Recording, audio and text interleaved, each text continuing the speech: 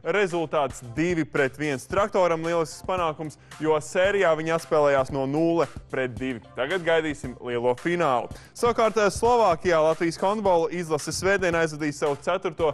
spēli Eiropas čempionāta kvalifikācijas ciklā.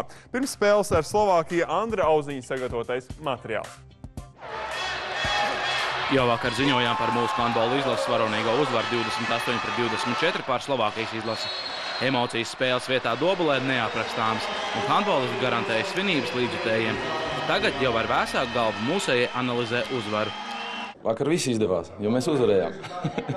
Nē, tā spēle bija, es saku, no pirmās minūtes ļoti emocionāla, un es saku, visi gāja laukumā, jo, teiksim, zinot, kad viņiem tur trūks kaut kādi 2-3 spēlētāji, ja, kuri, nezinu, vai labāk vai sliktāk, ja, bet tā iespēja ir viņus uzvarēt mājās. Ja, un visi gāja ar domu nevis tur cīnīties vai vēl kaut ko, bet tiešām uzvarēt to spēli, un tas beigās arī sanāca.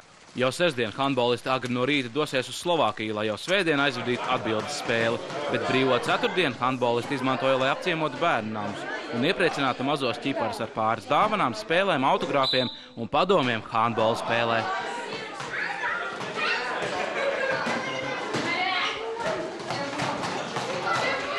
Mūsu handbolistiem uzvaru svētdiena pret Slovākiju, savukārt Alders Latvijas basketbolīgā